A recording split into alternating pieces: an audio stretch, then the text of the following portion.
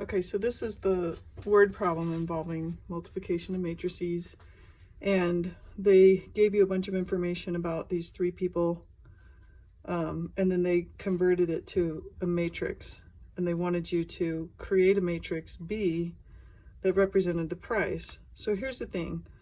This matrix is what we call a 3 by 3 because it has 3 rows, 1, 2, 3, and it has 3 columns, 1, 2, 3. So what we really want to do in the end, I think, in this problem is to figure out how much money each of these people made. So if they sold this many avocados, each one times $1.20, that would be a certain amount of money. So they want us to make a matrix out of the pricing, and they want us to call that B. Well, ultimately we're going to multiply the amount of these fruits and vegetables times the price. And we're only allowed to multiply if this number is the equivalent of the first number on this new matrix. So in other words, I'm going to have to do a 3 by 1 so that I can multiply A times B. So 3 by 1 means 3 rows, so 1, 2, 3, and 1 column, which is just, this is the column. So I'm going to do $1.20, 90 cents, and $1.80. Now, if I had wanted to put my price and then my quantity, I would have had to have made my matrix a 1 by 3, because if I'd put it out front, then these two 3s would match. So I would have had to have written that as 1 row. I don't know if you can see that.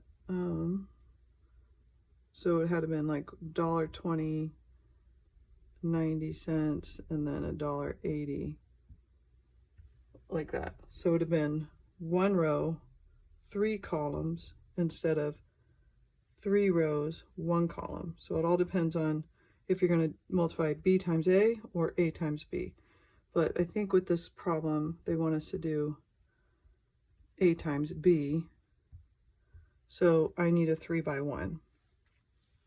And then the process of the multiplication would become this row times this column, and then this row times that column, and then the third row times that column. So your answer, when these two in the middle match, your answer will be those two. So you will get a 3 by 1 as an answer.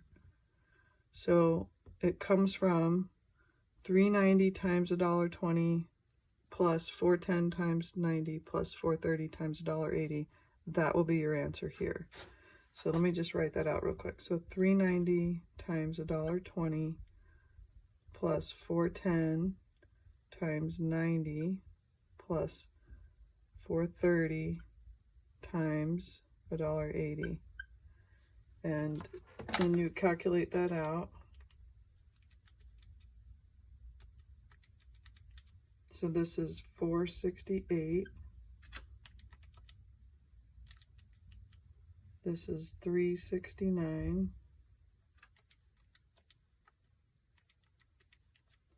And this is 774. So if you add all those up, you get 1611. So that would be the answer here.